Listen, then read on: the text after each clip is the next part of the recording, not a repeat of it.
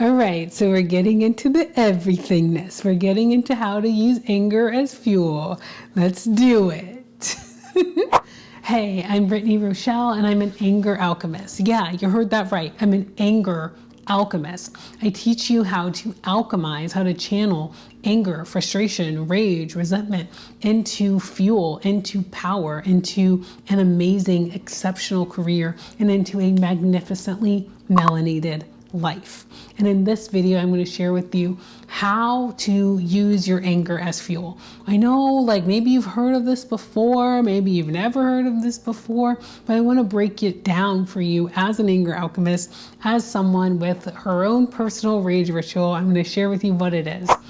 Before I do that, a little bit of background though, right? When we grow up, we often hear that our anger, are told in so many ways, subtle or unsubtle, that our anger is bad. That if we're angry, no one's going to want to be our friend. If we're angry, that means we have an attitude. If we're angry, we need to be removed from community over here somewhere because you feel an emotion, right? Which is completely unhealthy. And it's actually the opposite, because as I found, our anger is some of the most powerful fueling emotions that we can ever have, and our anger actually has the fuel and the energy to transform something that's not okay with us, and that is also called power. So I'm going to break down how you can really use this as the fuel, as the power source that your anger always is.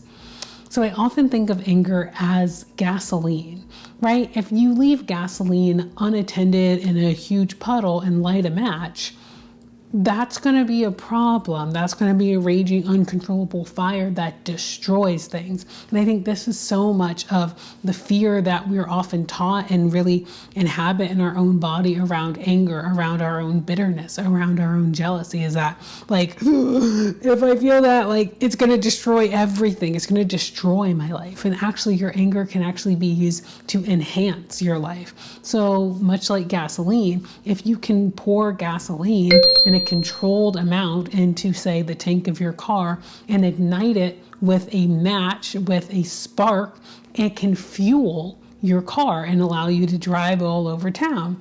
It's the same way with our anger.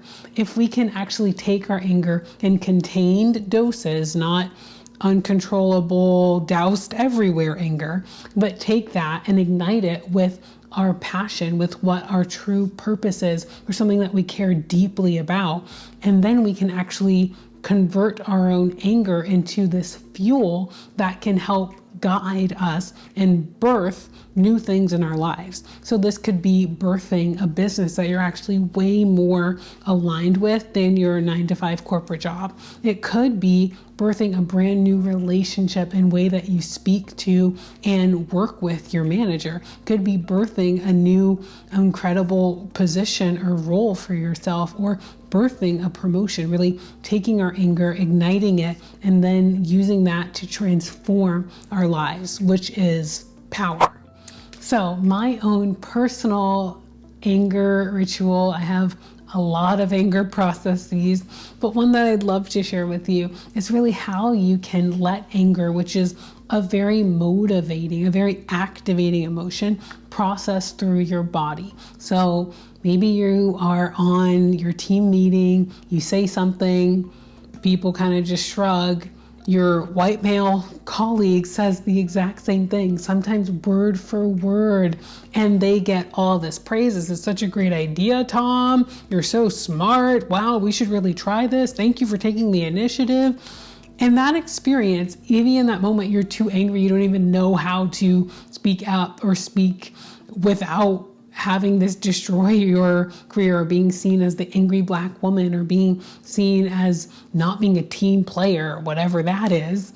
Instead, you can actually use that frustration and first move it through your body, right? Anger is also, for going back to the whole gas analogy, it's also like oil, right? Like, you can't dig up oil and put that directly in your car. There's a whole refinement process. So my refinement process looks like kicking, shaking, screaming, punching the air, kicking the air, really letting, however angry I am, letting that process through my body without saying, like, this is wrong, this is crazy. My anger process is really like, let myself have a temper tantrum and roll with that, you know? that's always the first step in refining this anger into this really powerful source that can transform your life. Then it's spending some time getting quiet. This is going in where you're still just as angry, but you notice what's coming up in your body, and even just letting yourself process through all of the like physical exertion of the first step. And then it's journaling, letting myself think about like, what is being shown here? What do I really care about? Because if we didn't really care about it, we wouldn't be this angry about it. What's the deeper meaning here? Even what parts of myself are showing up? Like maybe there's a super hurt 12-year-old who didn't get asked to the school dance and they actually want to grieve. So often our anger can be related to grief, and grief that we never allowed and we never really processed and came to completion within our lives. And journaling on what actions do I need to take now. This is such a key part of my own personal anger ritual, my own anger process, is because first you have to refine, go through just being uncontrollably angry in a safe way, then letting the insights from your anger actually come in through being in silence, being in meditation, and then taking action. We don't take action right when we feel the anger. We actually let ourselves process, get some wisdom, get some perspective, and then use that to take action. And if you want to work with me one-on-one, you can do that with the links below. You can also check out my super powerful, amazing corporate clapback mini course, which is all about using your anger from your corporate job to clap back and really claim your voice and your power at work and in your paycheck.